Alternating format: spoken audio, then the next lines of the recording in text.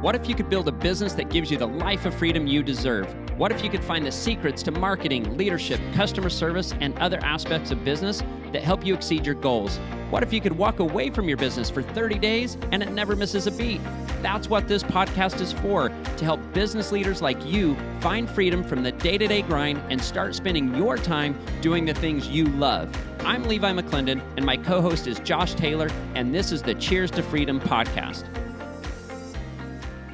Hey, welcome to the Cheers to Freedom podcast. I am your host, Josh Taylor, and I am with my co-host, Levi McClendon. And Levi, we are going through the magnetic marketing rules, the 10 rules that Dan Kennedy's come up with, and we are applying them to car washes. So I'm excited about today. It is probably our most controversial rule of the first 5. There might be more controversial ones, so you got to keep listening to the next 5 next week. That's right. But car wash rule, marketing rule number 5 is only no-cost brand building. What does that mean to you? No-cost brand building is building a brand organically, in my opinion. You do it by being known for something. That's what I always look at, right? Be known for something. You organically take on that brand of who you are because of, in my opinion, your philosophy. Who you are, what you stand for, what your values are, and you take on that brand. Are there any brands that you're loyal to? Yes.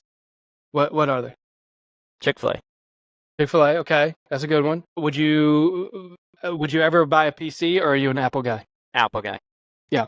What about, where do you buy your pants from? If you've seen Levi at a show or any of the OpSpot people, we're walking Lululemon, we could probably just sell the clothes that we're wearing there and make a whole bunch of money. I wish Lululemon Lululemon made good hats. They don't. But no, and it's not even that. I just love their clothes, obviously. But yeah, big fan. Yeah, so you've got brands that you're loyal to. For me, I love Coke Zero. I love Dr. Pepper. The fake stuff. I don't like Pepsi. You know, when I go to a restaurant and I ask for a Coke Zero and they say, is Diet Pepsi okay? I'll say, is Monopoly money okay? Because that's how I feel about it. But These are big, huge national brands that have built loyalty based on their brand. Coca-Cola doesn't have to introduce themselves to us. We know who Coca-Cola is. They've been around for forever. They are a billion-dollar company. They don't have to tell us what they do. They just have to remind us to go buy a Coca-Cola. When it comes to small businesses, when it comes to car washes, it's very different. I don't know how many conversations I've had with people when I tell them what I do, and I say, we do marketing for car washes. Like, I'm a member at a car wash. I was like, oh, which one? Because I always want to find out if it's one of our customers or not. Almost 9 out of 10 times, they can't tell me the name of the car wash that they're a member of. Happens all the time. I'm an Uber. I'll be in an Uber and the guy, say something even about the car wash. And I'm not joking. They won't even know the car wash. I'll see the name of it. And I'm like, hey, I'll talk to them about a car wash and they can't remember the name and it's hanging from their dang. Yeah, it's hanging from their it's window. Insane.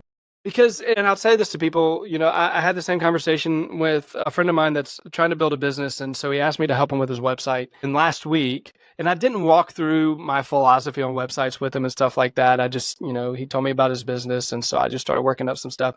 And I built it using the Story Brand Framework. And so he was curious about why I did it a certain way. And he was like, I just don't love my logo, or I want it to be more prominent, and I want to talk more about the brand. And I said, look, nobody cares about your brand. They care about the problem that you solve for them. Yeah. And they're not going to care about your brand until they understand the problem that you solve for them, and you become their solution to that problem. And that's where, we see a lot of car washes want to spend a lot of money just on brand awareness. And to me, that is a waste of money, because again, your customers, they don't care about your brand. They care about the problem that you solve for them. And it's not just about a clean car. It's about the convenience. It's about the experience. It's about all of those things. So what are some of the ways that car washes can do? They can build a brand. You need to build a brand. You need to be known in your area, but it doesn't need to be something that you need to be spending a fortune on. What are some no-cost ways that car washes can build a brand in their market? Well, like I said before, be known for something. And we always take the example of Chick-fil-A because it's easy and everybody goes there. But they are clearly known for, it's my pleasure. And they have a smile on their face, right? So that is customer service. and they're known to make people happy. And you don't go to Chick-fil-A and not feel good when you leave. I think the same thing in the car wash space. We've talked to many of our customers, whether it's making people feel happy for the day, maybe it's making them feel like they can get in and out quickly. Like I think of a Quick Trip. Like I love that place. Hey, we're in, we're out, we're both. You know what you get, but they're known for that. Then, so that becomes, again, who they are. They don't say, like the Chick-fil-A doesn't go in and say, hey, we're going to make you happy today every time. Hey, we're the company that makes you happy. No, they just say it's my pleasure and they have a smile on their face. So they've adopted that, and that's who they've become over time. And so I think that's where some of the disconnect is people think the car wash owners, or if you're running a car wash, that you're washing cars. And we say this all the time. You're not just washing cars. You're affecting people's lives that day. So what do you want to be known for? That friendly, attentive. That's one way that's free. Friendly, attentive, and ask a question and see how somebody's doing. And you then begin to make a difference in somebody's life and build a brand because you are different than maybe that other car wash down the road. Yeah, there was a chicken finger place in Mobile, and they're spreading out beyond Mobile, but they kind of had the same origin story as Raising Cane's. They just haven't grown quite like Raising Cane's has. But it's a chicken finger place called Fusackley's, and if you're from South Alabama, you know Fusackley's. And Fusackley's is not only known for really great chicken fingers, but they have Chick-fil-A level service. So when you go there, they're gonna have great employees that are working for them. They're friendly, they take care of you, and they're polite. The restaurants are always clean.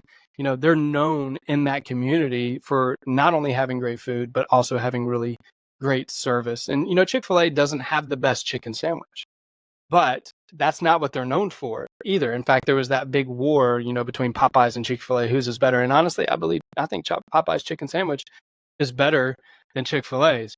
But Chick-fil-A is not known. When you think Chick-fil-A, you think customer service. And so that's huge. I also think getting involved in the local community. Those are things that the big brands struggle to do. And I've talked about this before. A friend of mine that has a local coffee shop, and Starbucks was building right across the street from her. And so she was nervous. She was worried they're going to put us out of business. And Starbucks really started gaining that reputation of building to put local coffee shops out of business.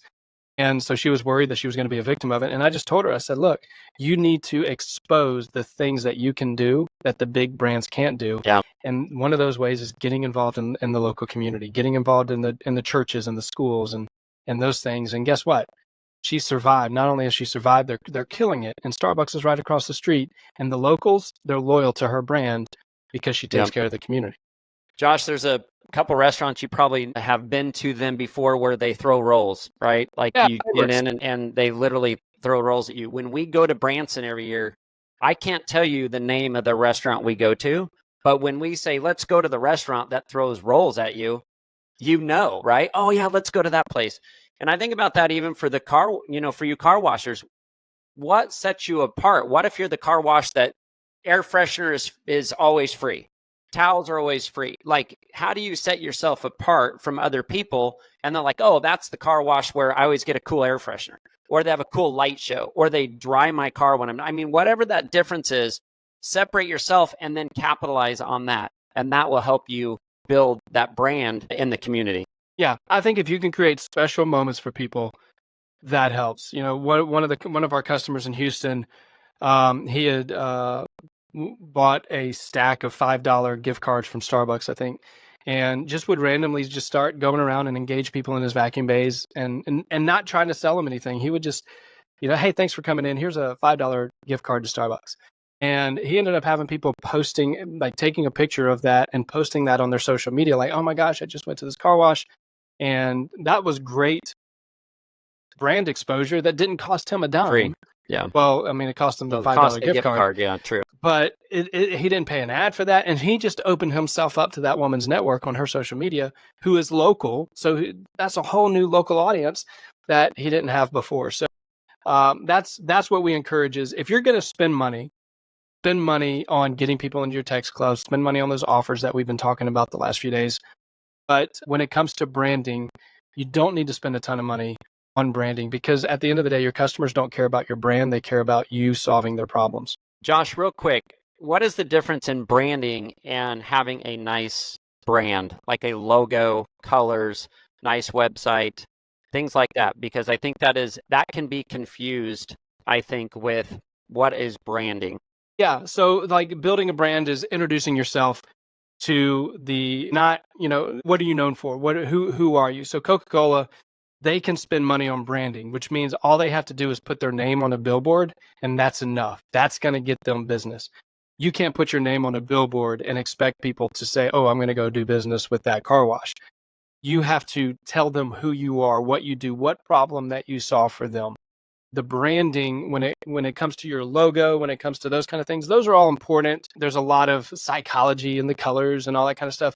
That's important. And it's important to, invest in a quality logo and a quality looking design.